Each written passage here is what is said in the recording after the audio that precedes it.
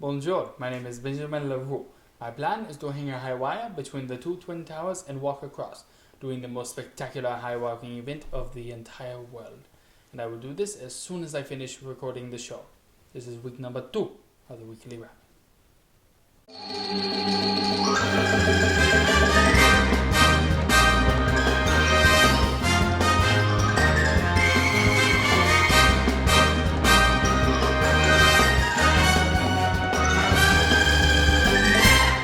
Hi guys, welcome back to week number 2 of the Weekly Wrap. If you guys remember last week, we reviewed The Martian. You can check that out in the link down the doobly-doo, or somewhere above me, depending on how we get our annotations to work. So, click about. Oh well. Nonetheless, this week we'll be talking about The Walk. It's about Philippe Petit. Now, he was a tightrope rocker back in the 1970s. He began in France and eventually came to New York when he wanted to walk across the Twin Towers, which the whole movie is basically that. Him growing up in France, being a small-time showman, and eventually wanting to come to New York just to walk across the Twin Towers, and how he does that in a less than legal fashion. And if you want to see more about it, you can watch this trailer here. Years ago, you told me something I always remember. You said you cannot lie on stage. The audience will always know what is inside your heart.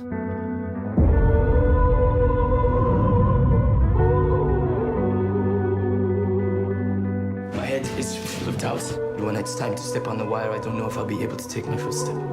Your heart will tell you what to do. The man is obviously crazy. Are we just here to watch him die? This isn't a game, Philippe.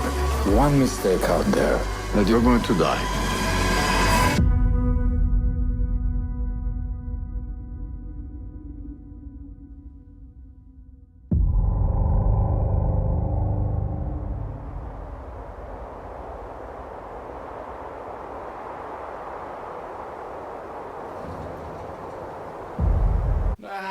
It's terrifying, but nonetheless, the movie is great. Specifically, what I love, mainly 3 things. 1, Robert Zemeckis getting back into the swing of things. Live-action movies are really his forte, and I love seeing him in this one. 2, the music. Alan Silvestri delivers one of the most really diverse and exciting scores I've heard from him in a long time. And 3, the cast really brings it together. That's where I want to start, mainly with Joseph Gordon-Levitt. Joseph Gordon-Levitt is fantastic in this movie. He's not a lead as often as I think he should be, but now he really takes stride in this movie. He has a French accent in this, which isn't his real accent, but I think he pulls through just fine. A lot of people have said it doesn't sound great, but I think it sounds amazing. He mainly picked up this accent when he was working with Philippe Petit, learning how to walk on a tightrope. He trained with him for about 8 days, which is all he had to use before actually filming. And Philippe Petit said not only did he learn how to walk on a tightrope, but he also picked up his own mannerisms and way of talking. So I really believe the authenticity of his part. I also love Ben Kingsley in this movie. Ben Kingsley rides a spectrum between really awful and really good in his casting choices, and this is somewhere right in the middle. I don't think he's great in this, but he's really enjoyable. He plays more of an instructor-father figure, and I think he really shines through.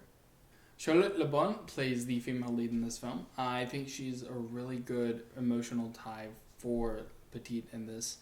I actually wasn't too sold on her French accent in this movie before actually finding out that she is French in real life, which makes me feel really dumb. Cesar Domboy has a great character in this movie. Now, he's probably one of the most unwilling characters in this, but not necessarily because he doesn't want to help, but because he's so terrified of heights. It's that fear of heights that really pulls along the audience and makes them believe that there's danger around them. And I think that adds a great deal of gravitas to the film in the end. I really enjoyed Clément Sibony. He plays the photographer friend of Petite, and I really enjoyed him mainly because he has a great diversity with his dynamic. On the one hand, he's really supportive of the character and he helps propel the plot.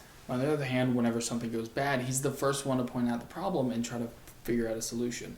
If it's not for him, we wouldn't be as invested in the characters, and he really moves the story along in the end. Ben Schwartz is the last character I want to talk about, and I say it because I love Ben Schwartz so much. I loved him in Parks and Rec, I love him in House of Lies.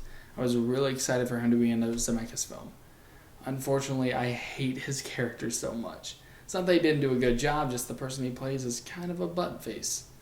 And it's really hard to root for a butt face in the end. Robert Zemeckis hasn't had the best score as of late. His Computer animated films haven't done that well. Flight was kind of mixed reviews, and this is mixed reviews as well. But I think he really does something great with this. Now, it's very difficult to use elements such as flashbacks and narration and make a good film in the end, but he really does. I think the most important thing that he does is have fun with it. In an interview with Joseph Gordon-Levitt, JGL even said that he felt that Zemeckis had a great deal of fun, and he knew what he wanted to do with these people, and he just let them do their own thing. And I think it's that kind of knowledge of film and that kind of eagerness to work with people that really makes this movie stand out. Now, I absolutely adore Alan Silvestri. As much as I love a lot of his scores, such as Captain America, Lilo and Stitch, and Back to the Future, they can kind of all sound the same. Thankfully, though, this movie is very different. The movie starts off in France, and that's where the music starts as well. But progressively, as we get closer to New York, so does the music.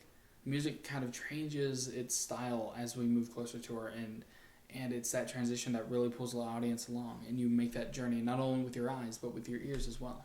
Now, this movie has an 86% on Rotten Tomatoes, a 7.9 on IMDb, and a 70 score on Metacritic. It's in the kind of upper echelon of movies, more in the B+ range, but I think it really deserves more than that. I really love this movie, and if I had to give it a score out of 10, I'd probably give it an 8. I think the movie's fun, it does things in a unique way, even though it's a bit derivative of other things, and I think it's really something you should go see. And if you see it, please do so in IMAX. The IMAX 3D will absolutely blow you away, keep you on the edge of your seat, and you will be terrified in the last act, but in the best way possible. So guys, hope you enjoyed week number 2 of the Weekly Wrap. I hope you enjoyed my review, and like and subscribe if you feel like it. If you didn't see a review last week for The Martian, please click that and the link down below to check that out. Next week, we will be reviewing Crimson Peak, which I'm super excited about. Good old movie with Guillermo del Toro and Tom Hiddleston, so please tune in for that. We are going to have a wonderful Halloween surprise coming down the line, so please watch out for that. It's going to be a ton of fun and super spooky. And as always, like and subscribe down below if you could. And if you like listening to my dumb voice talk a lot, my roommate and I do a podcast called the Cluster Cuss, and we'll link to that down below as well if you want to check it out. Nonetheless, my name has been Ben. Thank you for watching, and I will see you guys next week.